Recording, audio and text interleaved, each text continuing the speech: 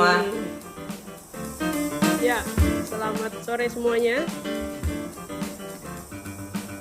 Oke, selamat datang teman-teman di webinar kelima dengan tema Sekolah Tanpa Batas, berbagi pengalaman tentang homeschooling yang sudah dilakukan oleh Kavin Sultan Reviera. Sebelumnya saya akan bacakan sedikit biodata singkat dari Kavin. Tentu teman-teman sudah tahu Kavin, sapaan akrabnya, dikenal sebagai seorang pianis dan penyanyi yang telah menyelesaikan pendidikan SMA-nya di usia 13 tahun dari homeschooling Taman Sekar Bandung. Dan saat ini, di usianya yang 15 tahun, Kavin sudah menjadi seorang mahasiswa Fakultas Teknik Arsitektur di Universitas Indonesia. Kavin lahir di Bandung 22 Juni 2004 dari pasangan orang tua almarhum Max Riviera dan Ibu Baby Erwina. Dan Kavin sudah mampu membaca dan menulis sejak usia 2 tahun. Karir profesionalnya di dunia musik diawali dengan mengambil peran dalam musikal Laskar Pelangi yang dibuat oleh Riri Riza dan Mira Lesmana. Prestasi yang sudah Kavin dapatkan salah satunya sebagai pemenang AMI Awards pada tahun 2016 pada kategori penyanyi solo laki-laki anak terbaik. Dan juga Kavin telah tampil berkolaborasi dengan David Foster, Ron King Big Band di Java Jazz Festival. Kavin bergabung dalam proyek Erwin Gutawa, yaitu di atas rata-rata generasi 2. Selain dunia musik, Kavin juga bermain peran di film Keluarga Cemara, dan di komunitas, Kavin salah satunya aktif untuk berkegiatan lingkungan bersama teman-teman Earth Hour Bandung. Oke, sekiranya itu biodata yang dapat aku sampaikan. Halo Kavin, selamat datang di webinar. Senang sekali kesempatan webinar sesi 5 ini mengawali bulan Mei, di mana hari ini May Day, tapi besok adalah kita peringatan Hari Pendidikan Nasional. Kita awali cerita-cerita sedikit tentang homeschooling, yang mana mungkin sekarang semua teman-teman yang sekolah dari TK sampai kuliah, semuanya belajar dari rumah gitu ya, Kak? Iya, iya benar.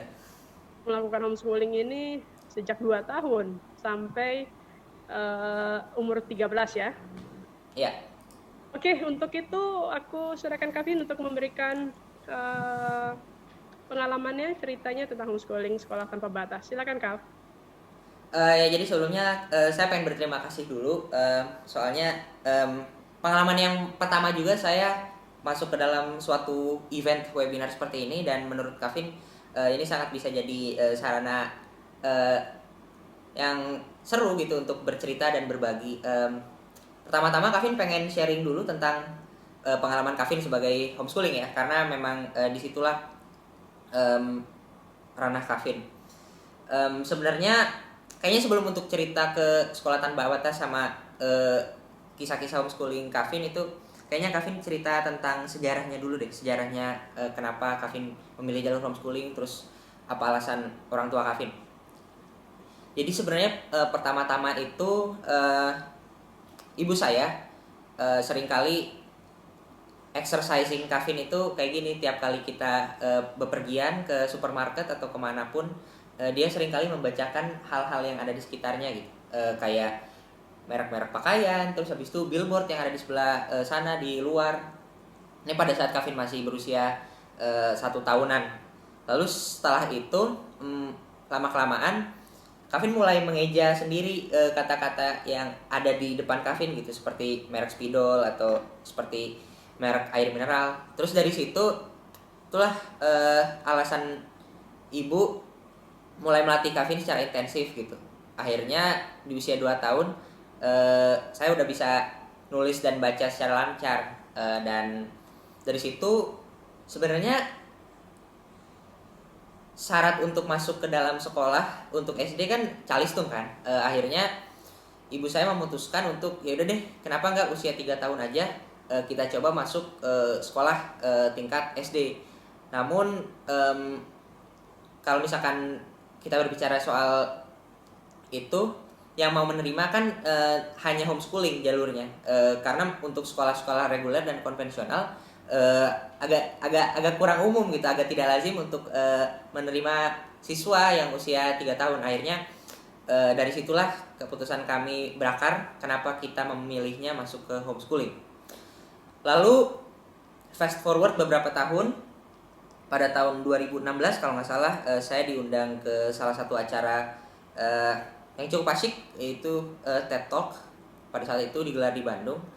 Nah di situ sebenarnya itu permulaannya Kavin sama Ibu mulai memperkenalkan sistem pembelajaran kita. Kita menyebutnya sekolah tanpa batas ya, sistem pembelajaran kita.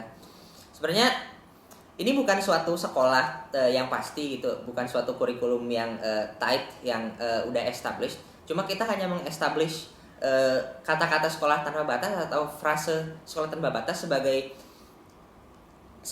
flagship kita gitu, sebagai identitas kita. Karena menurut kami sekolah tanpa batas itu merupakan suatu filosofi gitu, suatu way of life, suatu mindset aja, yang berarti bahwa kita tuh bisa belajar dimanapun, tidak terbatas hanya dalam ruang kelas gitu.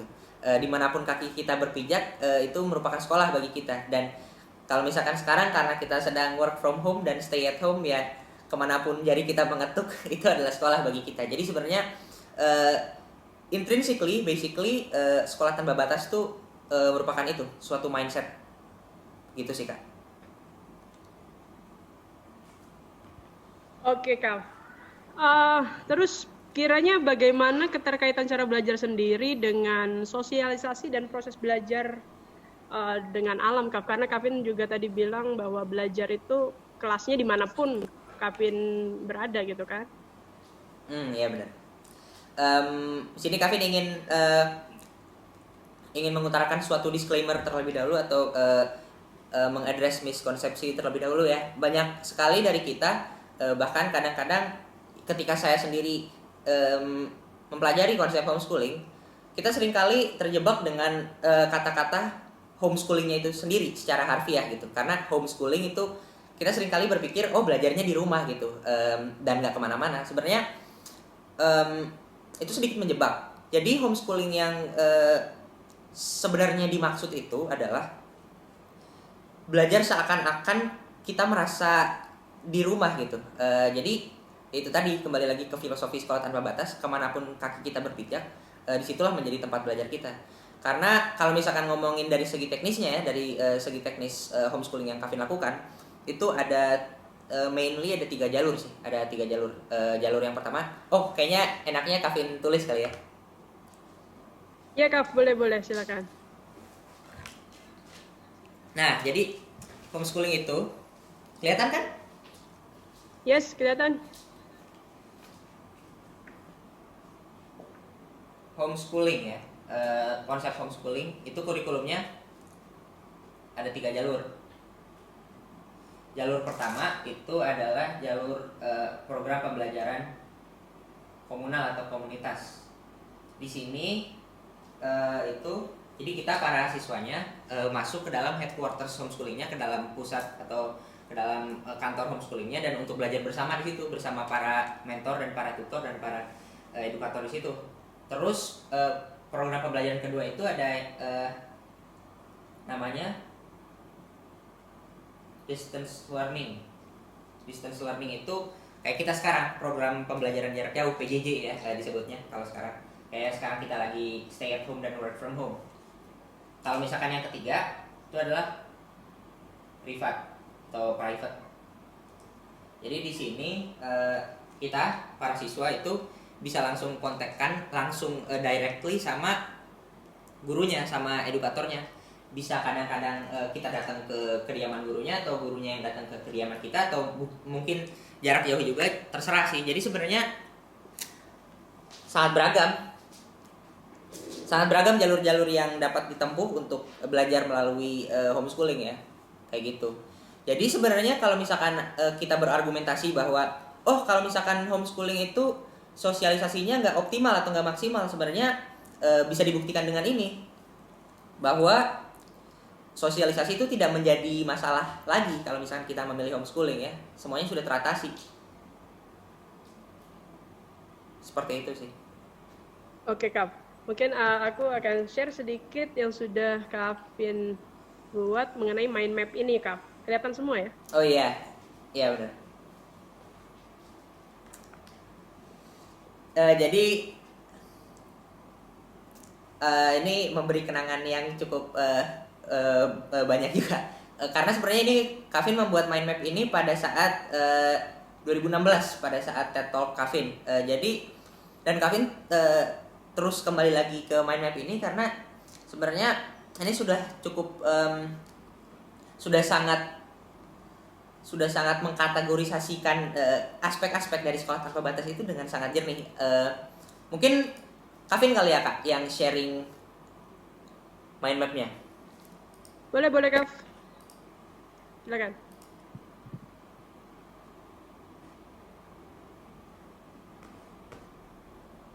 Apakah sudah kelihatan? Ya, sudah. Oke, jadi ya ini adalah mind map sekolah tanpa batas. Mind map yang berisi konsep-konsepnya. Jadi sekolah tanpa batas itu ada 6 cabang nih di sini Kavin definisikannya. Tadi kita sempat ngomongin soal ini kan ya, kendali terhadap komunitas. Mungkin Kavin coba gambar dulu ya. Nih, kendali terhadap komunitas. Jadi keuntungannya sekolah tanpa batas atau keuntungannya kita memilih jalur homeschooling itu karena memang semuanya itu dapat kita regulasi secara familial ya, dari grup orang tuanya, dari anggota keluarga kita sendiri. Jadi kita sangat bisa maximize atau meregulasi komunitas kita sendiri, lingkungan sosial kita sendiri. Dan ini yang menurut Kavin sangat penting ya, terutama zaman sekarang gitu, karena memang cyber culture atau budaya cyber, budaya dunia maya sudah sangat established pada era informasi ini. Jadi menurut Kavin sangat baik jika kita sendiri bisa mengendalikan lingkungan sosial kita sendiri gitu. Akan lebih aman dan kita sendiri bisa ini bisa menjadi perisai bagi kita untuk menghindari diri kita sendiri terhadap bullying dan segala macam bentuknya ya, cyberbullying, verbal dan physical. Jadi menurut Kavin keuntungan yang sangat baik yang diberikan oleh program homeschooling dan sekolah tanpa batas adalah itu salah satunya. Terus kalau misalkan kita mau bahas topik-topik yang lain, salah satu keuntungan yang sangat populer adalah efisiensi waktunya ya. Karena kalau misalkan kita belajar dengan cara homeschooling, itu kita bisa membagi waktu sendiri, terus kita nggak harus capek dengan transportasi. Karena kadang-kadang itu juga jadi salah satu keluh kesah para siswa ya, dengan perjalanan yang cukup melelahkan. Terus habis itu biaya juga bisa jadi hal yang diselamatkan nih. Terus Kavin mau cerita soal hal-hal lain. Keuntungannya sekolah tanpa batas dan homeschooling itu adalah potensi kita luas. Terkadang kita terjebak dengan pelajaran-pelajaran akademis ya, pelajaran-pelajaran yang hanya dipelajari di sekolah gitu. Dan karena memang jadwalnya tight banget, which is kadang-kadang menguntungkan memiliki jadwal sekolah yang tight karena itu dapat melatih kedisiplinan kita secara sendiri. Terus tapi kadang-kadang kalau misalkan kita mengeksersis itu terlalu banyak, waktu luang kita menjadi habis untuk mengeksplor minat-minat dan interest kita yang tidak kita pelajari di sekolah gitu. Jadi menurut saya ini dapat teratasi dengan program homeschooling. Karena memang pelajaran yang dipelajari di homeschooling itu hanya pelajaran-pelajaran yang diujiankan, yang ada di ujian nasional ya. Tapi dengan adanya waktu luang yang sangat banyak, yang sangat luas, itu kita bisa menggali potensi-potensi kita dalam bidang-bidang lain seperti seni, atau seperti olahraga, atau mungkin kita ingin senangnya ilmu exact kali, ilmu pasti. Itu salah satu keuntungannya lagi. Itu sih, kembali ke Kak Dwi. Oke, Kak. Mungkin di sini juga ada Mbak Sulis yang mungkin bisa tektokan juga jika ingin mungkin tadi aku lihat tentang berarti apakah yang sudah Kavin lakukan ini itu bagaimana sih mengatur moodnya juga Kak? Karena kadang kan Ya proses sekarang aja kita udah hampir 2 bulan udah mulai bingung nih orang tua mau bagaimana lagi cara belajar. Anak-anaknya juga udah mulai resah dan gelisah. Nah, Kavin selama beberapa tahun ini bagaimana cara mengatur mood dan juga ya dengan misalkan Kavin pengennya seharian main aja gitu, tapi bagaimana proses belajarnya juga? Mungkin gitu, Kak. Untungnya dengan adanya program pembelajaran jauh ini, stay at home dan work at home atau terminologi-terminologi lainnya, ya Kavin udah terbiasa sih karena memang dari SD sampai SMA Kavin udah dibentuk untuk belajar dengan metode seperti ini gitu. Dan salah satu, oh ya banyak juga sih yang nanya sama Kavin tentang ini gitu, gimana caranya membunuh rasa malas gitu, ya kan? Karena memang salah satu tantangan terberat kita dalam menjalani pembelajaran jarak jauh seperti ini adalah ya gimana caranya kita meningkatkan produktivitas. Waktu itu jawaban Kavin terhadap pertanyaan-pertanyaan ini adalah, menurut Kavin sendiri ya, menurut Kavin pribadi, rasa malas itu akarnya dari insecure gitu, dari ketidakyakinan akan potensi kita sendiri. Jadi menurut Kavin sih, bagi Kavin sendiri ya, at least paling tidak, jika kita mempersiapkan diri kita, jika kita memiliki pengetahuan yang luas, itu, dan kita intinya yakin dulu sih, yakin dengan apa yang ingin kita lakukan dan yakin terhadap kompetensi kita masing-masing, rasa insecure itu akan hilang dan akar-akar dari rasa malas itu akan hilang.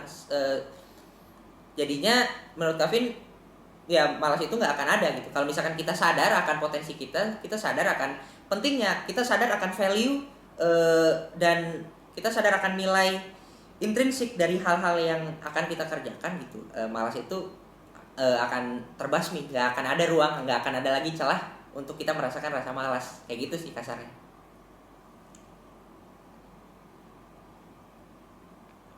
Oke, baik. Dari pengalaman Kavin melakukan homeschooling ini, ada nggak rasa, mungkin kan Kavin memulai SD berarti di usia 2 tahun. Tiga. 3 tahun. Bagaimana rasa Kavin bisa menyesuaikan diri dengan teman-teman seusia Kavin, teman-teman sebaya, tapi kemampuan Kavin secara kemampuan kebiasaannya Kavin sudah melebihi teman-teman sebaya Kavin. Bagaimana Kavin mengatasinya, Kavin? Apakah ada juga pengalaman bullying mungkin atau bagaimana? Alhamdulillah untuk kalau misalnya kita ngobrol soal bullying sih, dalam sejarah Kavin bersekolah, nggak pernah mengalami aktivitas-aktivitas yang berbau bullying, alhamdulillahnya. Tapi ke pertanyaan sebelumnya tadi tentang bagaimana caranya Kavin bisa bersosialisasi dengan teman-teman atau orang-orang yang usianya jauh di atas Kavin ya?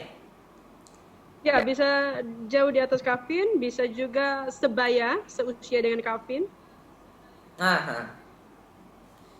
Mungkin itu dasarnya ya kayaknya kalau misalkan in retrospect gitu ya, mikir-mikir ke zaman dulu lagi sih, kayaknya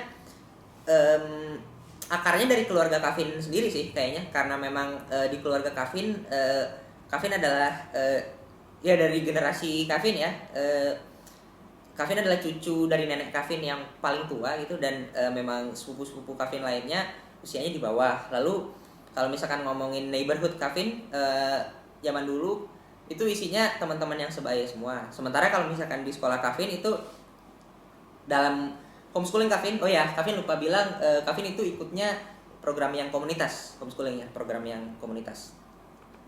Kalau misalkan ngomongin homeschooling sendiri, Kavin itu bergaulnya dengan teman-teman yang jauh di atas Kavin. Jadi mungkin kayaknya memang karena dari usia yang sangat belia, Kavin sudah memang terbiasa dengan switching antara generasi gitu. Jadi sampai sekarang juga udah menjadi habit, udah menjadi kebiasaan yang nggak terpikirkan lagi gitu. Tapi menarik kesimpulan dari pengalaman saya, intinya sih jadinya harus dibiasakan. jatuhnya gitu. Bagaimana caranya kita bisa switch antar generasi, terus bisa nyambung ngobrol dengan segala macam age range gitu. Kayaknya ujung-ujungnya dari keluarga lagi. Salah satu kebiasaan yang ibu saya sering terapkan juga, dalam pekerjaan ibu saya, dalam karir ibu saya itu seringkali dibawa-bawa ikut ke komunitas-komunitasnya ibu gitu. Jadi dari situ juga Kavin pas masih kecil banget udah belajar sama kolega-kolega ibu, udah bisa ngobrol dan bersosialisasi dengan teman-teman, rekan-rekan dan mitra-mitranya ibu gitu. Jadi ya intinya ujung-ujungnya kebiasaan lagi sih. Gimana caranya kita bisa membiasakan bersosialisasi dengan segala macam usia dari usia yang sangat dini. Itu sih jawaban Kavin. Baik. Dwi, aku mau tanya Ya, dong, boleh. penasaran. Oh, halo Mbak Sulis. Halo, aku dari tadi dengerin takjub ya kelas. Waduh. Dia udah kelas masuk SD tuh kelas tahun 3 tahun ya, umur 3 tahun. Iya benar, 3 tahun. Dari obrolan kedengeran Kavin sering banget bergaul dengan orang-orang yang di atas umurnya ya. Nah sekarang kalau bergaul di yang seumuran itu ada kesulitan nggak sih? Alhamdulillah minim kesulitan. Jadi salah satu solusi terhadap pergaulan juga ya, maksudnya dalam segi generasi gitu, dalam segi generasi itu menjadi dari mana ya Kavin ceritanya sebentar. Oh ya, itu kenapa alasan ibu saya mempersu minat Kavin dalam musik gitu, dalam hal-hal lain juga. Karena dengan begitu Kavin bisa bergaul dengan orang-orang lebih banyak, which is dan secara konsekuensi gitu ya, orang-orang yang sebaya juga. Kayak dulu Kavin pernah ikut musikal Laskar Pelangi pada saat Kavin usia 7 tahun. Dan Kavin pada tahun 2012 kalau nggak salah, pada saat Kavin umur berapa ya? Ya 2014 lah. Pada saat tahun 2014 Kavin ikut program Di Atas Rata-Rata yang diciptakan oleh Erwin Gutawa dan Kak Gita Gutawa. Jadi salah satu alasan kenapa Kavin bergelut dalam bidang-bidang musik dan performance bukan hanya karena Kavin interested dalam bidang-bidang tersebut, tapi sebagai sarana sosialisasi juga. Karena dalam lingkungan-lingkungan itu, dalam komunitas-komunitas itu, Kavin juga bisa menemukan banyak sekali teman-teman yang sebaya dengan Kavin. Dan lebih enaknya lagi, yang interestnya sama dengan Kavin gitu. Jadi kalau misalkan kita lihat dari garis besar ya, in retrospect ya, Di Atas Rata-Rata dan Musik Laskar Pelangi itu bisa menjadi sarana sosialisasi yang sangat baik bagi Kavin dalam kehidupan Kavin. Nah, kalau misalnya kan gini, aku dulu sekolah tuh suka saingan gitu ya sama temen-temen. Nah, kalau sekarang kan Kevin nggak sekolah di sekolah yang biasa gitu. Nah, kira-kira kalau ada nggak sih rasa persaingan gitu loh, gue pengen nih, biasanya dulu tuh gue pengen nih lebih baik dari si A, si B itu kan dulu gitu kan dulu ya. Pokoknya gue pengen nih jadi juara 1 kelas gitu, walaupun nggak pernah gitu, tapi usaha gitu. Ada nggak sih jealous yang bukan jealous ya, kayak motivasi yang kayak gitu tuh? Tentunya ada, dan menurut Kavin itu kalau misalkan dari awal kita sudah mengisolasi diri sendiri dan belajar secara maksudnya sendiri tanpa bersosialisasi, itu sangat nggak baik kan. Itu mengapa Kavin memilih jalur homeschooling dan jalur komunitas terlebih dahulu. Kayak sekarang kan kita semua mengalami jalur yang distance learning ya. Nih kembali lagi deh, tuh ada komunitas, ada distance learning, sama ada private. Alasan Kavin pada saat masih kecil itu masuknya ke jalur komunitas dulu agar membangun grup di luar keluarga. Gimana caranya Kavin memiliki sense bahwa oh ada dunia lain nih di luar keluarga gitu. Jadi homeschooling itu tidak semata-mata hanya lingkup yang sangat kecil ini. Kalau misalnya kita kembali lagi ya, memang keluarga itu kita semua yakini bahwa keluarga itu merupakan unit terkecil dalam suatu masyarakat gitu, dalam suatu society. Dan keluarga juga menjadi inti yang sangat penting, menjadi core dalam suatu pembentukan seorang siswa gitu. Awalnya harus keluarga. Tapi ini dia kenapa Kavin pengen berterima kasih kepada ibu, karena dengan tidak meninggalkan core values-nya, nilai-nilai inti dari kekeluargaannya, itu dia kenapa alasan ibu memilih homeschooling, karena tidak langsung begitu cepatnya melangkah ke dunia pertemanan gitu, ke lingkup sosial pertemanan.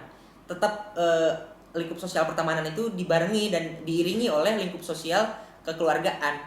Jadi makanya kembali lagi ke slide yang tadi, kita masih bisa mengendalikan lingkungan sosial kita dan bisa menjadi perisai bagi kita terhadap bullying gitu. Tapi tidak menutup kemungkinan karena memang udah melangkah ke dunia sosial pertemanan juga, muncul rasa kompetitif kan. Itu yang menjadi salah satu tujuan kita juga kenapa ibu langsung memilih homeschooling yang komunitas, biar tetap ada biar tetap ada rasa kekompetitifan-nya gitu, yang Kavin rasakan, yang Kavin dapatkan dengan bergaul bersama teman-teman yang sebaya, kayak gitu sih. Nah, sekarang kan udah kuliah nih, Kavin nih. Nah, itu ada rasa susah nggak sih? Kan sekarang udah ketemu banyak orang setiap hari, mahasiswa, terus juga ada kompetisi dan lain-lain. Nah, itu ada rasa kekhawatiran nggak sih rasanya? Untungnya enggak. Alhamdulillah sejauh ini Kavin dan teman-teman kuliah Kavin mengalami relationship yang cukup harmonis kalau bisa dibilang. Karena ini kayaknya berhubungan lagi sama masalah tadi kali ya. Gimana caranya Kavin bisa bersosialisasi secara harmonis kalau misalkan angkatan Kavin sendiri usianya jauh di atas gitu. Nah itu. Tapi Kavin rasa apa maksudnya? Tapi Kavin rasa ini semua bisa teratasi sih. Karena soalnya aduh gue masih kecil nih gitu. Iya. Ada rasa kayak gitu gak sih? Rasa-rasa bahwa Kavin menjadi mahasiswa yang paling kecil di antara angkatan Kavin sih pasti ada gitu, karena memang faktanya seperti itu.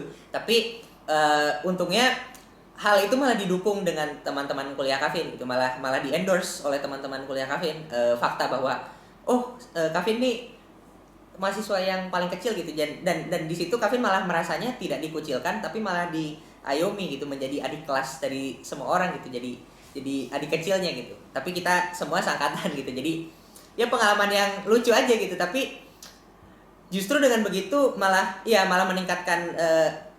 meningkatkan rasa sosialnya gitu, karena disitulah letaknya aspek sosialnya berada gitu, karena itu malah Kavin merasa jadi bisa bersosialisasi dengan lebih mudah gitu. Nah kalau soal milih kuliah itu ibu juga yang ngasih tahu, atau memang dari awal aku udah pengen kesini nih gitu? Oh ya, banyak juga yang mikir kayak gini gitu, karena memang dari kecil Kavin sudah ditata sistem pembelajarannya, ditata program pembelajarannya, terus memang benar-benar diarahin gitu ya. Tapi kalau misalkan untuk masalah jurusan dan ketertarikan itu purely secara murni Kavin sendiri yang memutuskan gitu. Kayaknya Kavin kembali lagi ke papan gambar kali ya.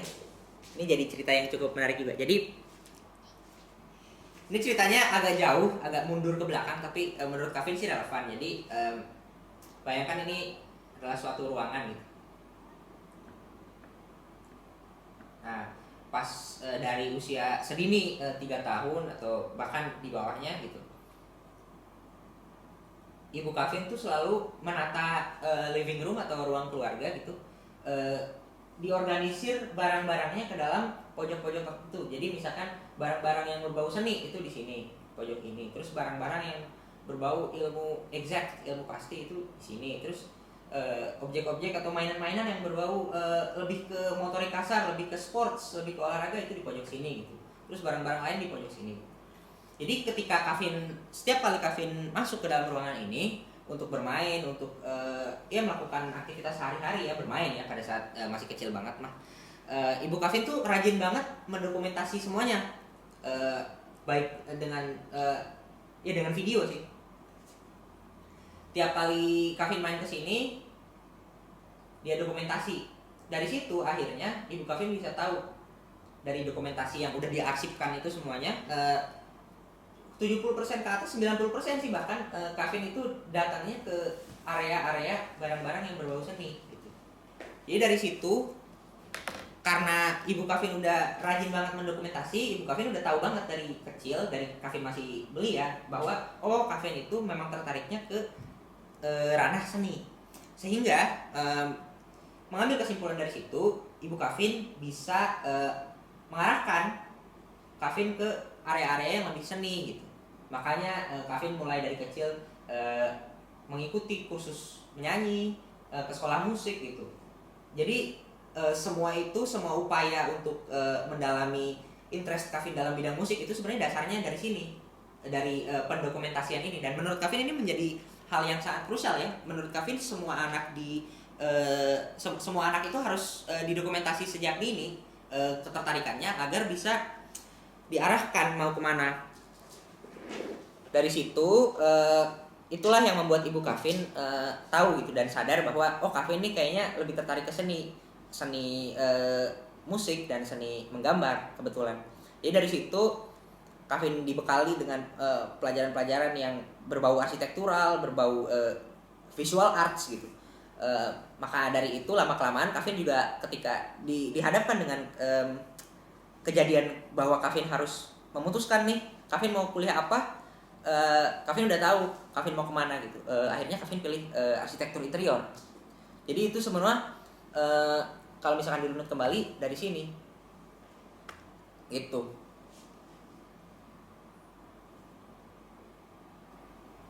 Menarik juga ya didokumentasikan kayak gitu, karena biasanya orang kita dengan pendidikan yang dulu tuh bingung kamu mau kemana. Akhirnya seperti aku terjun di kimia, walaupun sebenarnya nggak suka juga kimia, tapi lulus juga gitu.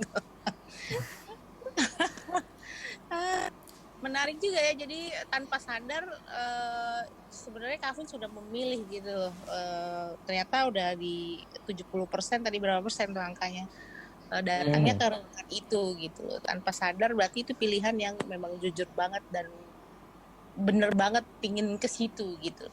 Menarik. Nah, Dwi, ada pertanyaan lagi? Internetku biar Halo, ini kayaknya ada pertanyaan ya? Ya, ada Kavin. Di Q&A.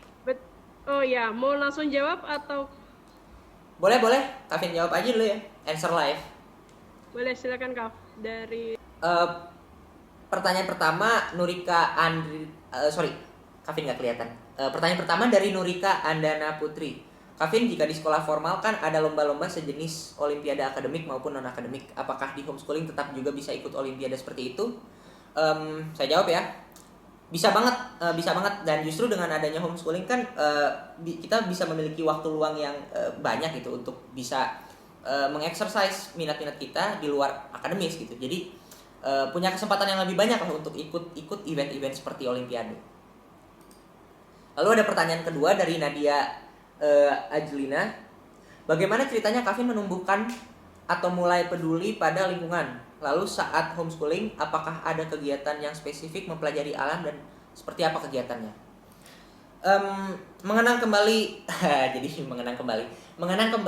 pengalaman Kavin pada saat Kavin homeschooling, salah satu program recurring atau salah satu program yang terus di-exercise di homeschooling itu adalah outing ya. Kita seringkali berapa bulan sekali ya? Agak lupa Kavin. Kalau nggak salah, ya pokoknya ada program outing lah. Jadi dalam outing itu kita seringkali gimana ya cara ngejelasinnya? Ya outing pada dasarnya ya kita berkeliling dan menjelajah tempat-tempat baru bersama komunitas homeschooling kita gitu. Dan seringkali kita itu masuk ke area-area atau yang yang dapat diklasifikasi sebagai environmental juga gitu. Jadi memang dari homeschooling juga udah di-endorse tuh pembelajaran tentang lingkungan hidup. Seperti itu. Terus ada pertanyaan selanjutnya, apa yang membuat Kavin tertarik terhadap lingkungan? Oh, ini udah dijawab ya tadi ya, sama penjawabannya. Kurang lebih seperti itulah jawaban dari Kavin. Ya, karena ini pertanyaannya lebih banyak tadi tentang lingkungan, kita beranjak ke lingkungan ketiga, Kak. Kavin sebagai generasi muda nih, apa pendapat Kavin tentang proses pembelajaran kreatif dan juga pembelajaran yang berkelanjutan, Kak? Karena melihat apakah homeschooling ini menurut kalau aku sendiri melihat ketika kita semua ini sedang di rumah, ternyata lebih hemat ya, maksudnya dari segi kita nggak perlu datang ke sekolah dan lain-lain. Apakah ini nantinya homeschooling ini memang menjadi alternatif pembelajaran yang memang bisa dikatakan sebagai pendidikan berkelanjutan atau bagaimana? Dan ya, aku minta pendapat Kavin sebagai generasi muda tentang lingkungan, Kak. Oke.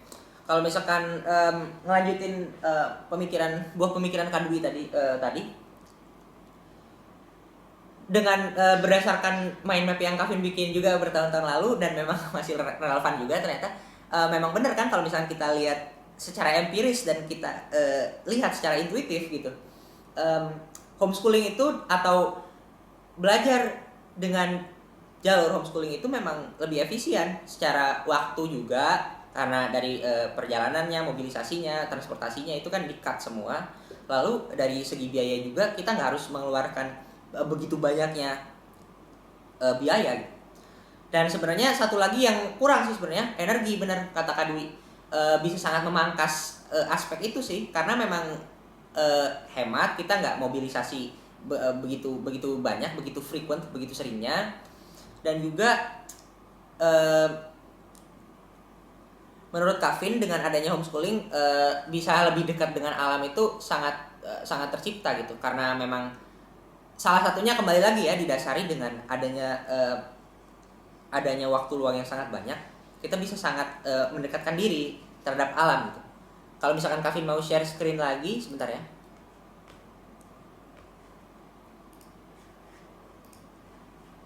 Nah, apakah sudah kelihatan? Ya, sudah, Kak. Nih, salah satu cabang yang tadi belum terlalu dibahas itu adalah kepedulian dari aspek sekolah tanpa batas atau dari homeschooling ya. Kepedulian terhadap lingkungan salah satunya. Dengan ini semua didasari oleh waktu ya, karena memang banyak waktu luang, kita bisa lebih aware terhadap hal-hal yang terjadi di sekitar kita, terhadap lingkungan, bisa sangat menjaga ya, dari segi energi juga. Terus kalau misalkan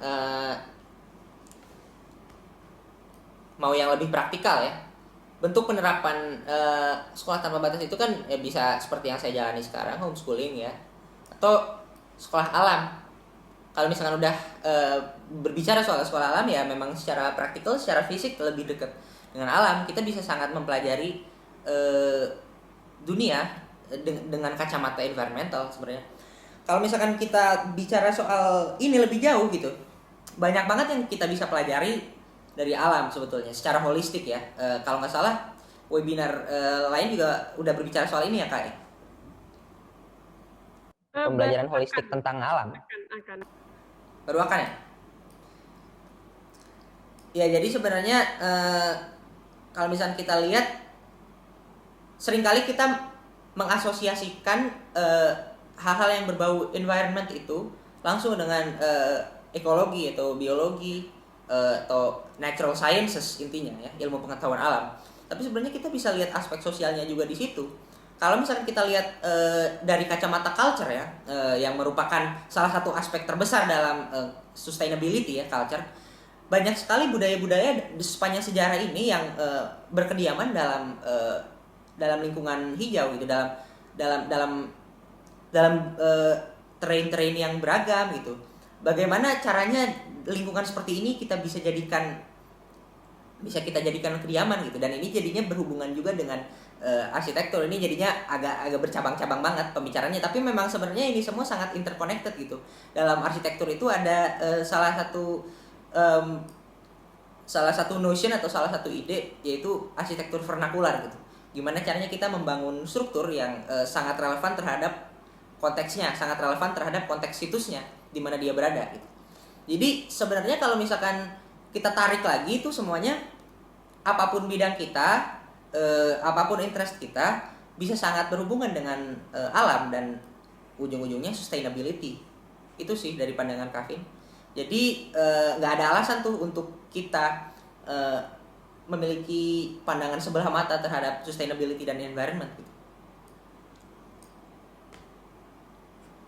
Oke, Kak. Kan Kavin juga tertarik untuk belajar di komunitas Earth Hour, utamanya di Earth Hour Bandung, dan di sini teman-teman kebanyakan adalah teman-teman Earth Hour dari seluruh Indonesia dan teman-teman Marine Buddies di seluruh Indonesia. Apa yang kepikiran pada saat Kavin mengiyakan untuk ayo kita dukung sama-sama ikut gabung bersama teman-teman Earth Hour pada saat itu? Kavin sejak kapan ya Kak ikut Earth Hour Bandung? 2014 ya? 16 ya? Lupa juga. 15 atau 16 gitu ya. Nah, itu gimana? Ya, sekitar range itu. Dan apa yang mendasari Kavin untuk oh iya ya, ayo ikut gitu. Boleh Kak mungkin bercerita?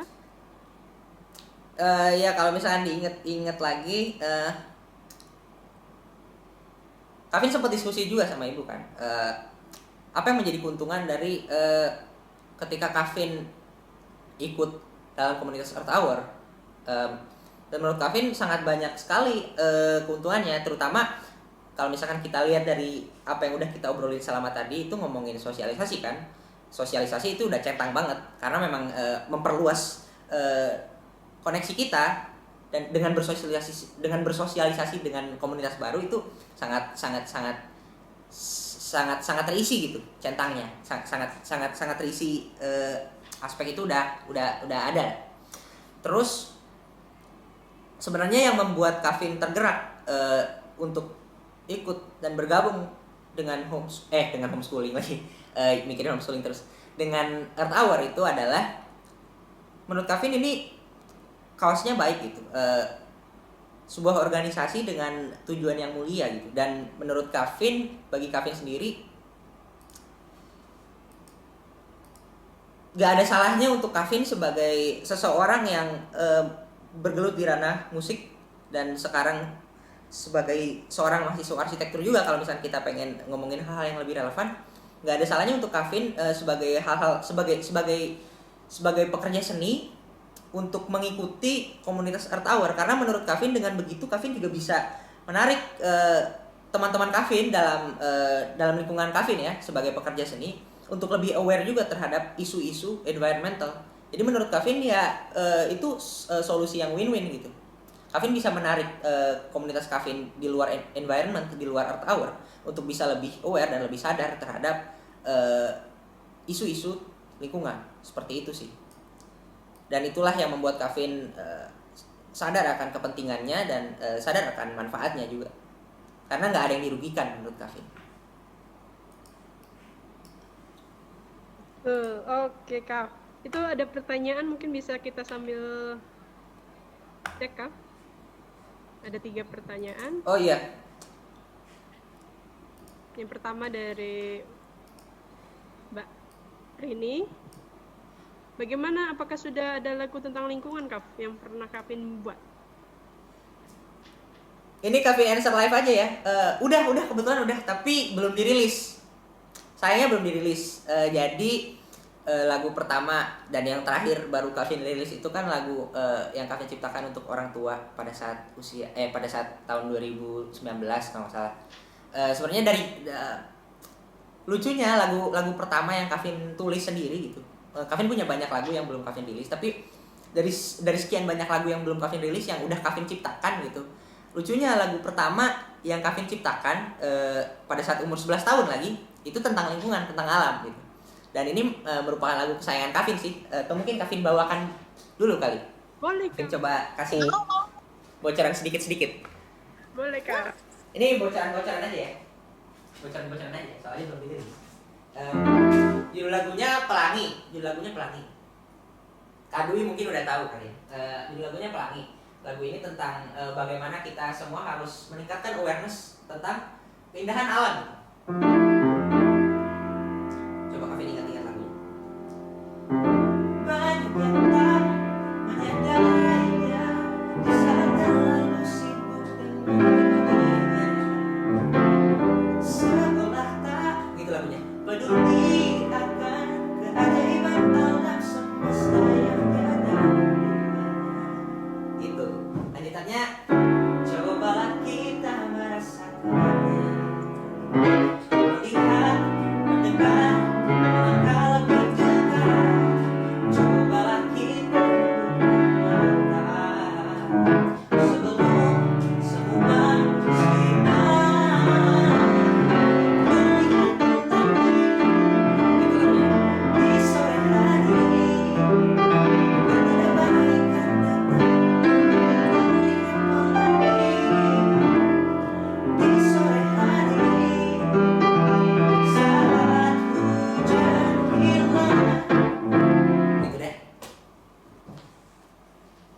Keren banget itu. Keren. Kira-kira begitu lagunya.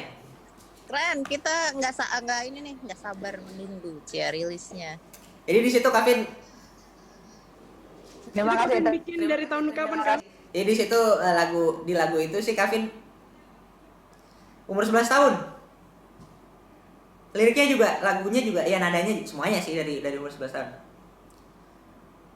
Iya. Jadi di situ di lagu itu Kavin lebih nge-explore ininya sih, apa aspek yang lebih universalnya ya, bahwa alam itu sangat murni menurut Kavin, sangat sacred gitu. Realitanya kita semua muncul dari alam dan kembali lagi kepada alam gitu. Jadi menurut Kavin, makanya di situ Kavin bercerita tentang keajaiban alam, lalu keindahan alam secara visual gitu. Karena menurut Kavin pengen masuk ke area itu tuh, gimana caranya kita bisa mengkomunikasikan hal apa, aspek apa yang sangat terpapar nyata gitu bagi orang terhadap lingkungan hidup ketika mereka berbicara soal lingkungan. Jadi bisa dibayangkan lagu Pelangi itu merupakan cara Kavin mengumandangkan isu-isu lingkungan seperti itu. Baik, kita lanjut berikutnya Kak. Ada dari Oke. Tobing. Oh ya, apa challenge yang paling besar menurut Kavin pada saat sudah ikut dan terjun dalam gerakan Earth Hour? Apa ya? Mungkin untuk menjaga atau menjadi manusia aja lah. Menjadi manusia yang konsisten. Tapi ini benar, karena satu hal yang Kavin pelajari itu ini juga menjadi tantangan ya, bukan hanya tantangan Kavin dalam lingkup sosial Earth Hour, tapi menjadi tantangan Kavin juga sebagai pelajar homeschooling. Komitmen itu menjadi satu hal yang sangat sulit untuk dipegang, tapi bagaimanapun juga kita harus sadar akan hal-hal tersebut. Itu sih menurut Kavin, komitmen bahwa kita dalam jangka panjang bisa terus ingat terhadap kepentingannya, terus bisa mempraktekannya, tidak hanya dalam teori dan tidak hanya dalam ucapan gitu. Bagaimana kita dapat terus menjaga secara aktif, bahkan dari hal-hal kecil pun, ya kayak 9 aksi Earth Hour aja ya, contoh kasarnya. Itu kan kalau misalkan ya kita tulus lah, itu sangat sulit kan untuk kita menjaga hal-hal tersebut bagi untuk permulaannya gitu. Tapi hal-hal itu yang Kavin coba praktekkan dengan ibu juga gitu. Komitmen sih intinya itu. Oke, berikutnya Kak. Mungkin ini pertanyaan konyol. Tapi apakah Kavin berminat untuk mengikuti kontes kedutaan untuk mempromosikan alam Indonesia pada khalayak dan untuk memberi awareness gitu? Ini kedutaan, kontes kedutaan itu seperti apa ya Kavin kepikirannya? Yang kepikiran dengan Kak Dwi apaan kontes kedutaan? Ya mungkin mewakili dari beberapa negara, salah satunya kamu mewakili Indonesia untuk menjadi Ya. duta tentang menjaga alam kayak gitu Kak. Oke. sebenarnya belum pernah kepikiran sih secara jujur gitu. Kavin belum pernah kepikiran sampai ke sana, tapi kalau misalkan coba ikut juga merupakan pengalaman yang cukup seru sepertinya. Nanti dia dipikir-pikir lagi. Tapi menjadi ambassador itu, menjadi duta itu menurut Kavin ya itu cara yang paling efektif sih, karena dengan begitu kita bisa dengan menampilkan diri kita sebagai figur publik yang dapat dilihat oleh ya beberapa lapis masyarakat gitu di halayak umum, itu sangat bisa mengutarakan sangat bisa menjadi sarana untuk mengutarakan awareness terhadap lingkungan. Jadi ya nanti saya pikir-pikir lagi. Oke Kak, terkait tentang kebetulan teman-teman di sini adalah teman-teman volunteer yang nantinya akan berkegiatan juga ke sekolah-sekolah untuk memberikan informasi tentang proses pembelajaran yang kreatif, inovatif, dan menyampaikan pesan tentang keanekaragaman hayati, Kak. Nah, bicara tentang keanekaragaman hayati, apakah kiranya Ibu dan Kavin juga memanfaatkan alam sekitar ataupun biodiversity di lingkungan rumah Kavin ataupun menjadi sebuah media pembelajaran ataupun kelas yang memang semuanya nggak perlu di sekolah, padahal di rumah adalah juga banyak sekali nih dekat dengan biodiversitas yang ada di lingkungan sekitar. Bagaimana Kak? Tentu. Kalau misalkan Kavin bicara dari ranah Kavin ya, maksudnya secara visual arts gitu, dari seni visual, Kavin sama Ibu kan kedua dari kami merupakan penggemar berat. Memang kita melakukannya juga, kita memang mempraktekannya dalam keseharian kita. Kalau misalkan kita lihat, kita flashback dulu pada saat Kavin berusia 4 tahunan gitu deh. Kavin ingat banget tuh. Kenapa Kavin juga bisa jadi senang banget sama menggambar, terus senang banget sama visual arts, itu salah satu cara Ibu meningkatkan gairah Kavin terhadap visual arts itu dengan Ibu itu lucunya nggak gambar di depan Kavin, sama sekali nggak pernah sampai usia Kavin 11 tahun. Banyak orang yang menganggap kok kayak gitu, kok kenapa langkah ini dilakukan gitu. Banyak orang yang berpikir ini merupakan suatu langkah yang aneh. Tapi berdasarkan pendirian ibu saya tuh nggak pengen karakter gambar saya tuh terkontaminasi oleh karakter gambar-gambar orang lain. Ibu saya pengen ketika saya menggambar tuh, oh inilah gimana caranya terbentuk karakter Kavin yang menggambar gitu, secara murni gitu. Nggak pengen Kavin tuh ngelihat atau mencontoh terlebih dahulu dalam usia yang muda, karena memang kalau misalkan kita perhatiin ya dalam segi psikologisnya juga, kalau misalkan kita masih muda banget, masih belia itu kita kan memang bisa banget memorinya masih sangat terjaga gitu, masih bisa banget mencontoh hal-hal yang di sekeliling kita dengan cepat gitu. Jadi maka dari itu ibu saya menghindari untuk menggambar di sekeliling saya. Namun gimana caranya Kavin tetap terus mengexercise untuk tetap terus menggambar itu secara rutin gitu. Pas masih kecil, pas masih usia 3 tahun, 4 tahun, 5 tahun, terus sih sebenarnya Ibu Kavin tuh suka ngeliat-liatin lingkungan Kavin di neighborhood Kavin, atau bahkan kalau misalkan once in a while suka bener-bener bawa ke tempat di mana ijo-ijonya tuh banyak banget gitu. Dan Ibu Kavin tuh pecinta alam banget dalam segi estetikanya ya, dalam segi visualnya. Menurut dia banyak sekali yang dapat kita ambil dari alam gitu. Disitulah ide-ide desain itu muncul menurut ibu gitu. Kalau misalnya kita mikirin soal desain ya, kita bisa banget ngelihat atau ngintip lah sedikit dari desain alam gitu. Maka dari itu pas masih kecil tuh Ibu Kavin suka bawa-bawa Kavin terus coba ngegambar pohon gitu, dan lihat dari apa adanya. Lihat dari apa adanya. Itu menurut Kavin menjadi exercise yang sangat penting juga. Kadang dari kita suka lupa nih, kadang dari kita ini kalau misalnya Kavin melihat dari segi kita sebagai pelaku visual arts ya, kadang-kadang kita suka terlena gitu dengan adanya segala macam fasilitas ini untuk gambar dengan foto reference, dengan referensinya dari internet, dengan foto gitu, dan tidak melihatnya secara langsung. Dan menurut Kavin itulah yang membuat kadang-kadang gambar-gambar kita tuh hilang nyawanya gitu. Jadi dengan begitu secara tidak langsung tuh Kavin mempelajari juga tuh biodiversity, keanekaragaman hayati. Karena ketika Kavin pelajari pas masih kecil, pas ibu Kavin pelajari juga, pohon tuh nggak nih kayaknya lebih enak Kavin gambarin ya. Kadang-kadang kalau misalnya kita masih kecil di TK terutama tidak untuk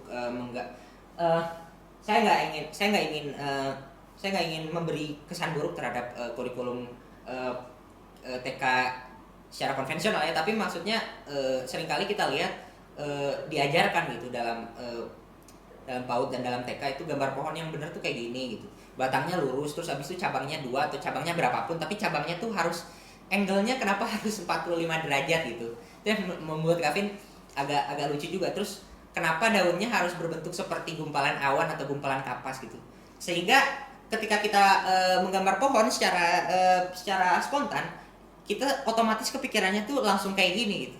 Kayaknya Kavin harus pakai warna yang lebih relevan nih. Nah, terus warnanya harus hijau gitu, dan batangnya tuh harus coklat gitu. Kenapa gitu? Lebih miris lagi ketika kita lihat faktanya bahwa ketika kita semua diajak untuk menggambar, kalau misalkan kita lihat lomba menggambar yang free ya, yang tidak mewarnai gitu, pasti simetris gitu gambarnya. Terus pasti di sini jalan gitu. Kita lihat aja ya realitanya. Terus habis itu di sini tuh pasti gunung-gunung, di sebelah sini antara di sebelah sini sawah, terus di sebelah sininya rumah, kalau nggak dibalik gitu. Terus pohonnya selalu ya seperti yang saya gambarkan tadi. Terus di sini pasti ada matahari, kalau nggak di pojok di tengah gunungnya pasti ada matahari. Terus pasti pengen menunjukkan sisi alamnya lagi kan, sisi alamiahnya lagi. Jadi ayo kita gambar burung gitu, dan ketika kita gambar burungnya selalu berbentuk huruf M gitu. Itu menurut Kavin salah satu aspek yang cukup miris juga gitu. Sehingga ini yang ingin ibu saya selamatkan dengan cara tidak menggambar di depan saya dan tidak mencontohkan bagaimana caranya menggambar objek-objek sederhana di lingkungan saya pada saat saya usia 0 sampai 11 tahun gitu. Jadi ibu Kavin baru mencontohkan itu setelah Kavin berusia 11 tahun. Dari sini dalam sesuatu yang terkait juga, itu dia kenapa ibu Kavin mengajak Kavin menggambar langsung aja deh Kav ke alamnya gitu, dengan tidak dari foto referensi atau dari referensi gambar orang lain gitu. Karena kalau misalnya kita lihat secara alami ya, satu spesies pohon aja gitu udah beda-beda banget kan nih. Misalkan dahannya ada yang kayak gini gitu. Tuh, terus daunnya ada yang gini. Terus satu spesies satu jenis pohon itu aja udah beda-beda kelihatannya karena berdasarkan konteks situsnya kan. Kalau misalkan dia tumbuhnya di sini atau di pinggir jalan raya, secara otomatis dia tumbuhnya akan lurus karena biasanya dijaga untuk tetap lurus. Tapi kalau misalkan tumbuhnya secara alami di hutan, dia akan gimana bengkok-bengkok. Jadi itu dia yang menurut Kavin hal itulah yang membuat Kavin lebih aware terhadap alam itu sangat beragam gitu, dan sangat banyak hal yang tercipta yang ada di alam itu. Bahkan kalau misalkan kita lihat semata-mata dari aspek visualnya aja gitu. Hal itu juga yang membuat Kavin sadar akan keajaibannya lingkungan. Jadi ya Kavin sangat berterima kasih kepada ibu karena selama ini udah tidak mendoktrin Kavin dan udah membebaskan Kavin untuk menggambar apa adanya langsung dari alam gitu. Menarik Itu juga sih ya. jawaban Kavin. Jangan-jangan sekarang ini kan keberagaman sangat di ini ya, kita miris banget orang tidak menghargai keberagaman. Jangan-jangan gara-gara itu kali ya. Iya. Kita Iya. iya maksudnya aku Jangan. diajarin gitu kan, ada gunungnya pasti udah standar banget deh itu. Iya. Kita nggak menghargai, padahal kalau di hutan karena sering jalan-jalan ke hutan, waduh beragam dan warnanya juga macam-macam gitu. Merah, biru, semua macam-macam. Tapi lihat gambar-gambar yang anak-anak itu memang itu sih sama. Jangan-jangan generasi yang kita ini yang sekarang tidak menghargai keberagaman, jangan-jangan gara-gara itu ya.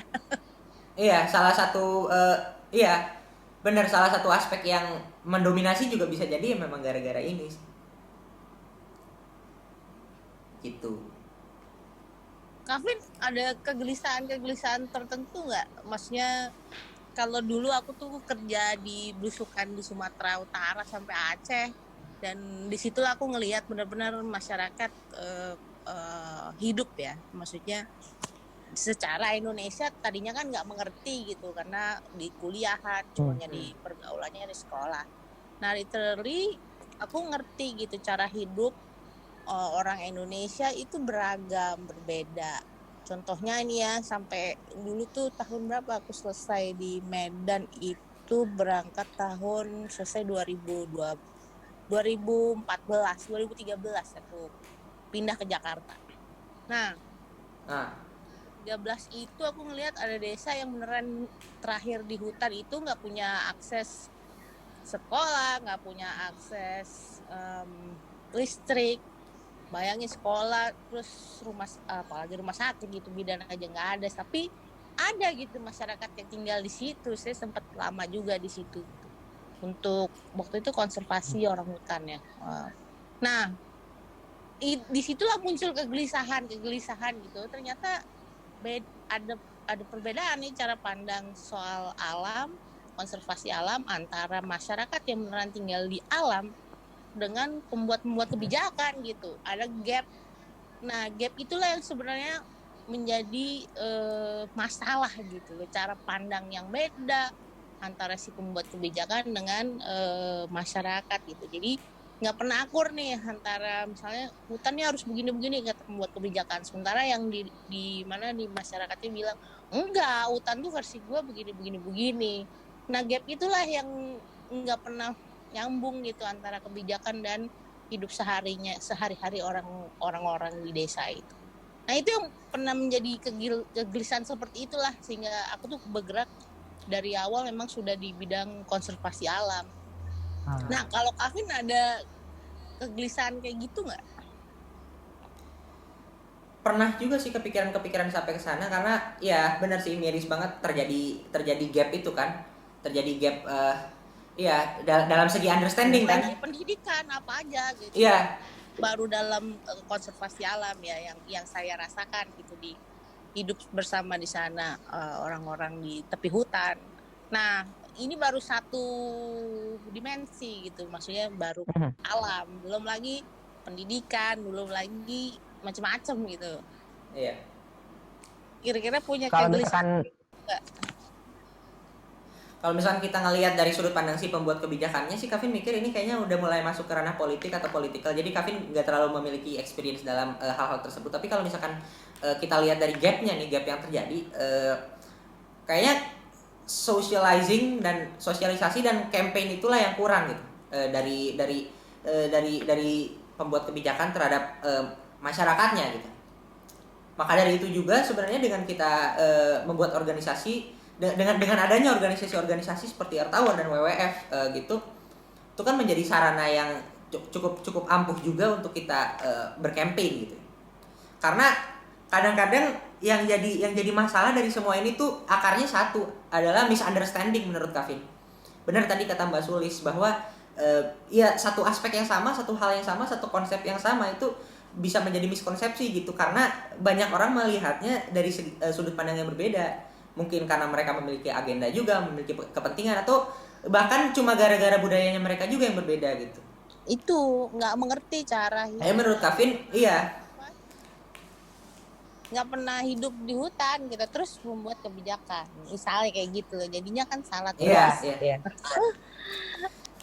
Mungkin kayaknya bisa kita lihat juga dari sudut pandang arsitektur ya. Kalau misalkan biasanya arsitektur vernakular itu juga dibangun gitu yang memang benar-benar kontekstual terhadap situsnya, biasanya memang harus didasari dengan body of research yang sedemikian rupa besarnya gitu. Memang benar tadi kata Mbak Sulis juga, harus memang tinggal dulu, harus ngerasain dulu bagaimana ada dalam lingkungan tersebut, karena arsitektur itu juga tidak hanya berbicara soal membangun kan, tapi berbicara juga menyentuh aspek kebudayaan juga. Karena apapun yang dibangun oleh arsitektur, arsitektur itu harus bisa menunjang kebudayaan masyarakatnya sehari-hari gitu. Jadi menurut Kavin bisa kita lihat banget di sini yang kurang itu adalah sosialisasi, enkulturasi, pembudayaan, kebudayaan, dan juga campaigning sih.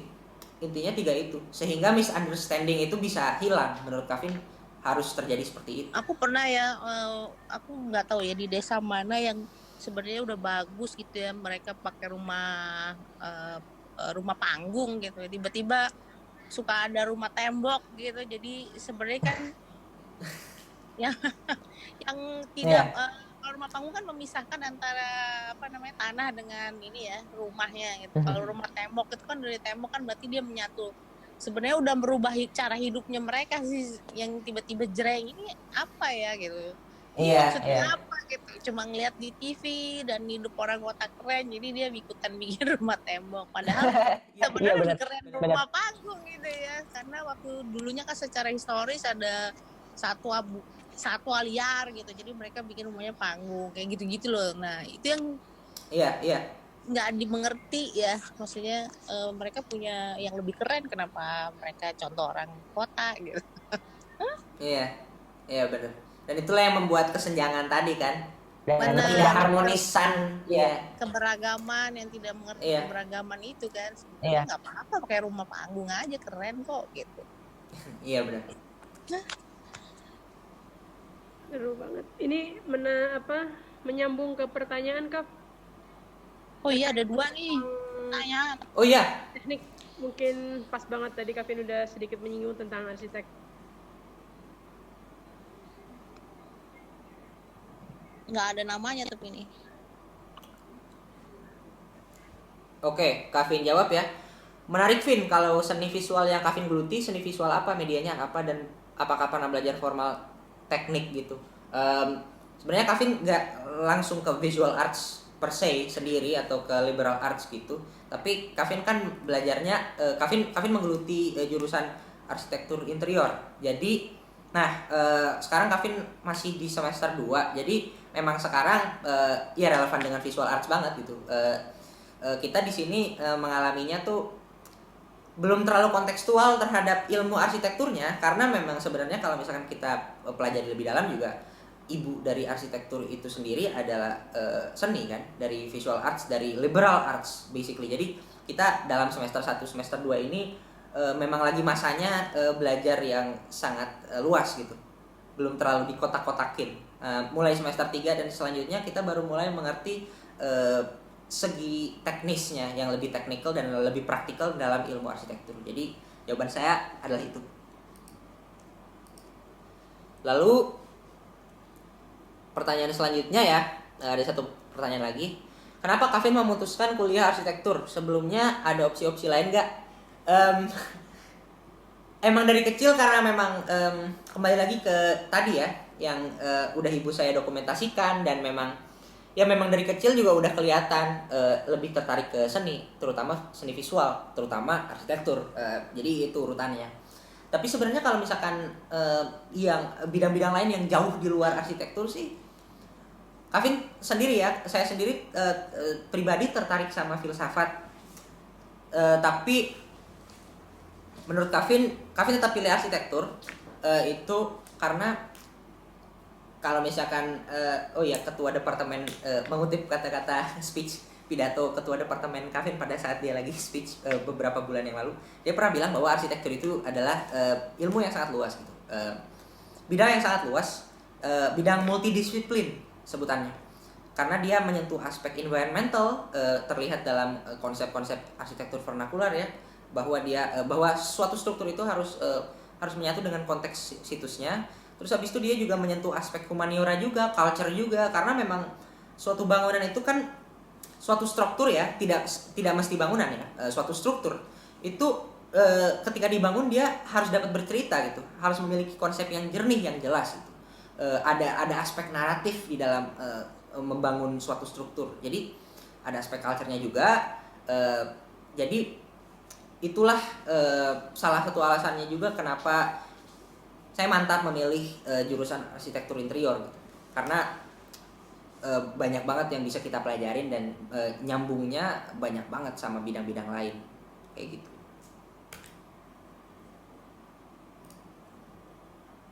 Oke Kav, ini sudah mulai di penghujung ya.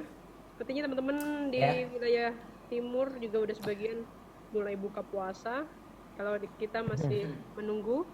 Uh, ini ada sedikit yang aku catat bahwa terkait tentang homeschooling. Tentu banyak orang bertanya tentang tantangan apa sih dan bagaimana caranya. Kan Kavin sebagai homeschoolernya ya. Berarti kan kalau misalkan di homeschooling itu tetap kayak sekolah, ada kepala sekolahnya, orang tua sebagai ibu sebagai guru dan lain-lain. Bagaimana tantangan homeschooling dan Kavin sebagai homeschooler itu merasakannya? Apakah Kavin menjalankannya dengan ya mengikuti saja atau ada satu sisi Kavin merasa bosan ngapain juga ya kayak gitu-gitu yang sempat terpikir atau bagaimana mungkin Kak? Boleh bercerita sedikit? Kembali lagi ke aspek yang sempat disinggung tadi itu adalah komitmen. Tadi itu Emang adalah kalau misalkan komitmen. seseorang untuk Kalau misalkan seseorang mendalami jalur homeschooling atau emang mendalami jalur homeschooling atau emang benar-benar pilih jalur homeschooling sebagai itu memang benar-benar harus itu memang benar-benar banget harus komit banget komit bukan hanya kita sebagai bukan hanya pelajarnya, kita sebagai tapi orang tua pelajarnya, juga.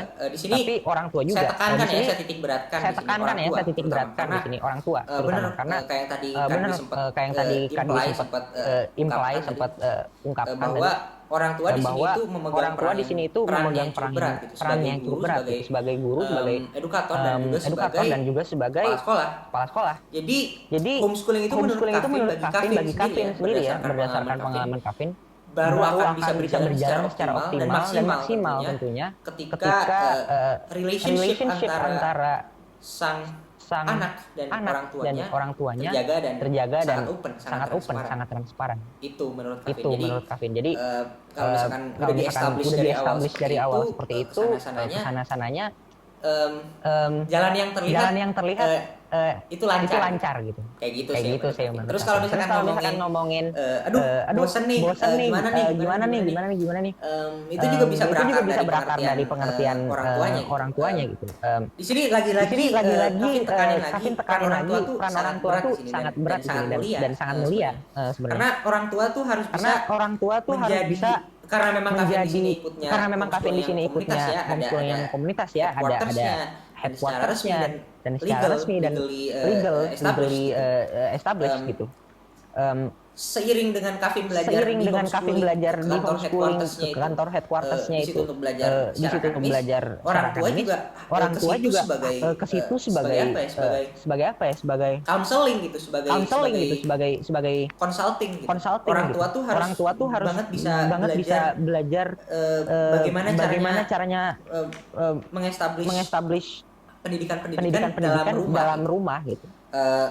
Mungkin kekhawatiran ini tercipta karena lingkungan rumah itu merupakan lingkungan yang sangat nyaman, terus sangat sulit untuk kita membagi-bagi yang mana yang akademis, yang mana yang leisure, yang mana yang family gitu, yang mana yang familial gitu. Dan ini lagi-lagi dapat ditekankan dengan komitmen bersama orang tua. Ini sekarang menjadi kekhawatiran atau kegelisahan orang tua sekarang kan, dengan adanya stay at home dan work from home ini seringkali sang anak atau sang siswa itu tidak bisa membedakan yang mana nih jam ketika saya harus belajar, mana nih jam ketika saya harus beristirahat, karena semuanya memang terjadi dalam lingkungan yang sama. Dan menurut kami ini semua harus didiskusikan dengan orang tua sebaiknya seperti apa. Orang tua harus memegang kendali, orang tua harus mengerti. Gak bisa semuanya dituangkan ke anak, untuk menentukan prioritasnya mana gitu, harus diregulasi juga sebagai otoritas orang tua di situ, dan nggak bisa juga semuanya dikisarahin ke orang tua juga, semuanya dikisarahin ke orang tua juga gitu. Harus ada dialog antara orang tua dan anak. Ini semuanya merupakan endeavor atau ini semua merupakan upaya teamwork. Ini semua merupakan effort tim. Jadi nggak bisa semata-mata beban ini cuma dijatuhin ke satu pihak dan nggak boleh ada sistem pihak. Iya, semuanya menjadi satu pihak yang sama. Iya, semuanya menjadi satu pihak yang sama menurut Kavin. Ketika sudah di-establish seperti itu, baru kedepannya sih menurut Kavin. Oke. Terkait tentang besok nih Hari Pendidikan Nasional, Kak, kiranya apa harapan Kavin tentang pendidikan di Indonesia saat ini, dan pendidikan dan lingkungan ini sepertinya sekarang sudah semua orang berbicara mengenai pendidikan lingkungan hidup gitu ya. Ya. Nah, seberapa penting menurut Kavin terkait tentang pendidikan dan juga lingkungan? Untuk mengulang kembali pertanyaan Kak Dwi tadi, berhubungan besok Hari Pendidikan Nasional ya? Ya kan? Ya, betul, Kak. Jadi pandangan Kavin mulai dari sini dulu ya. Pandangan Kavin terhadap situasi edukasi ya pendidikan dalam Indonesia itu, Kavin sering kali mendiskusikan ini sama ibu juga kebetulan. Menurut kami sih bagusnya di Indonesia itu tight banget schedule pendidikan itu gitu. Jam segini ngapain, jam segini ngapain, jam segini ngapain gitu. Semuanya tight sehingga emang siswa itu dari dulu ditempa untuk bisa switch ke materi selanjutnya, switch ke bidang selanjutnya secara cepat gitu. Tapi downside-nya menurut Kavin itu tadi, beberapa dari kita mengalami gak bisa mengeksplor minat-minatnya secara langsung dan secara mendalam, secara intensif karena kegiatan sekolahnya yang sangat padat gitu. Itu dia mengapa Kavin ingin memperkenalkan sistem homeschooling gitu, yang sistem yang sebenarnya udah lama banget, cuma baru dilihat lagi sekarang nih, baru relevan lagi sekarang karena ada kejadian work from home ini juga gitu.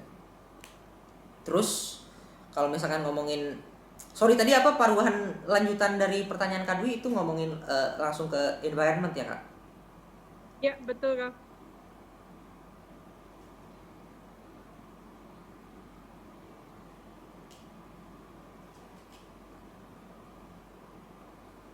Nah jadi mana ya cara Kavin menjawabnya?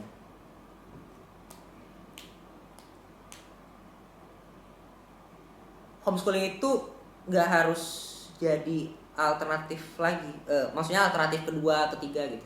Menurut Kavin banyak banget keuntungan yang bisa kita dapat dari homeschooling gitu. Secara environmental juga. Dan menurut Kavin itu aja sih pesan yang ingin Kavin sampaikan gitu, bahwa jangan-jangan homeschooling itu bisa jadi solusi untuk semua permasalahan-permasalahan yang sedang terjadi gitu. Baik, bahwa bagaimanapun juga pendidikan itu disesuaikan dengan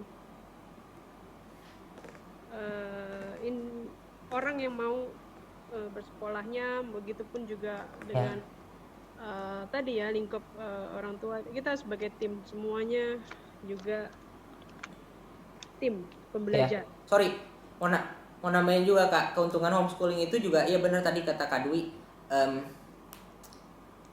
in a way sangat sosial ya, karena memang di endorse untuk bersosialisasi secara intensif juga karena waktu luangnya, tapi in a way juga sangat individualistik juga dalam segi positif ya tentunya, karena memang homeschooling ini karena memang sangat free, sangat bebas pembelajarannya, sangat kekeluargaan gitu, sangat bisa. Jadi homeschooling ini pembelajaran yang sangat kontekstual menurut Kavin, kontekstual terhadap seorang pelajarnya gitu, karena pembelajarannya sangat bisa dilakukan in relation terhadap karakter si pelajarnya sendiri gitu sih. Jadi nggak merupakan generalisir gitu, nggak memang harus kayak gini gitu, tapi kita bisa belajar sesuai dengan cara kita belajar sendiri gitu. Oke, siap Kak. Ini ada satu pertanyaan terakhir sebelum penutup kita, Kavin bisa lihat. Oh ya, what do you think about pendidikan di daerah terpencil yang bahkan pendidikan dasar saja belum terjangkau di sana? Ya lagi-lagi homeschooling bisa jadi salah satu sarana ya, karena memang kalau misalkan tidak ada sarana pendidikan secara fisikal ya, yang memang brick and mortar, yang memang ada fasilitasnya yang dibangun di sana gitu, homeschooling kan bisa jadi salah satu sarana yang menarik gitu. Tapi pandangan Kavin terhadap isu itu sih kayak gitu sih, kita hanya harus bisa lebih mengkampanye lagi kembali lagi ke ya tadi obrolan Kavin sama Mbak Sulis lagi, gimana caranya nih konsep-konsep seperti homeschooling atau bahkan pendidikan konvensional lainnya yang belum nyampe ke sana bisa sampai ke sana dulu gitu. Karena memang dari mereka sendiri gitu, banyak dari kita yang banyak dari mereka yang belum mendapat fasilitas-fasilitas seperti yang sudah kita dapatkan. Jadi menurut Kavin langkah pertama yang harus dilakukan ya adalah campaigning, social advocacy ya, mengadvokasi secara publik sih. Menurut Kavin itu. Oke Kav, nggak terasa kita udah ngobrol kurang lebih 90 menit sambil tadi sesi tanya jawab ya di sela-sela diskusi kita. Terima kasih teman-teman webinar, terima kasih Kavin yang sudah berkesempatan menyediakan waktunya untuk bercerita bersama teman-teman, berbagi inspirasinya. Semoga di bulan pendidikan ini kita bisa melihat bahwa pendidikan Indonesia lebih baik lagi dan dipusingkan dengan kurikulum ataupun cara pembelajaran yang lainnya, semuanya dikembalikan ke dirinya masing-masing sih sebenarnya. Itu ya Kak. Oke Kavin, ada statement penutup atau apa?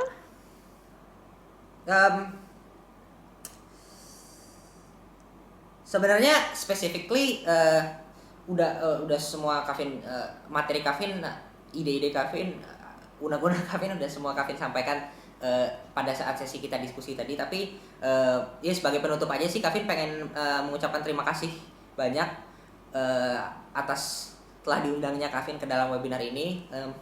Pengalaman yang seru banget menurut Kavin, bisa mendekatkan yang jauh. Dan terima kasih juga untuk semua penanya tadi yang udah aktif.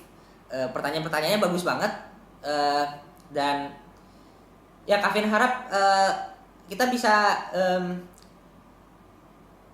mengadakan acara-acara seperti ini lagi, karena menurut Kavin bisa membuang waktu juga, bisa killing time juga, ngabuburit juga. Sambil ngobrol-ngobrol isu-isu yang relevan terhadap kejadian-kejadian sekarang. Jadi ya overall pengalaman yang sangat mengasihkan. Terima kasih banyak. Baik Kavin, pas banget udah jam 5. Oh iya, sama terakhir. Ya Kavin. Kalau misalkan ada niat dan ada usaha, kalau misalkan ada niatnya gitu, silahkan kunjungi Kavin Sultan dan I Can Study Live di Twitter, Instagram, dan segala macam platform sosial media lainnya. Karena di sini kita bisa ya mengetahui lebih banyak hal. Iya. Iya. Oke. Siap kau. Ditunggu albumnya apa? Lagunya. Iya. Sementara ini dengerin aja dulu. Iya. Siap. Harus dong. Untuk itu aku tutup webinar series 5 belajar dari rumah bersama Natur Action WWF Indonesia. Terima kasih semua yang sudah hadir. Terima kasih Kavin, terima kasih Mbak Elis, semua teman-teman WWF juga yang sudah mendengarkan webinar kali ini. Semoga kita sudah sedikit tahu tentang sekolah tanpa batas atau homeschooling tadi yang sudah Kavin ceritakan. Mungkin itu menjadi alternatif bagi kita yang ingin memberikan pendidikan atau pembelajaran untuk generasi yang akan datang. Oke, saya tutup dan kita webinar ini direkam dan mudah-mudahan nanti akan kita upload ke podcast di Earth Hour Indonesia. Nanti kita akan infokan lebih lanjutnya. Terima kasih, selamat menanti buka puasa. Semoga sehat-sehat semuanya. Assalamualaikum warahmatullahi wabarakatuh. Waalaikumsalam warahmatullahi wabarakatuh. Terima kasih semua. Terima kasih.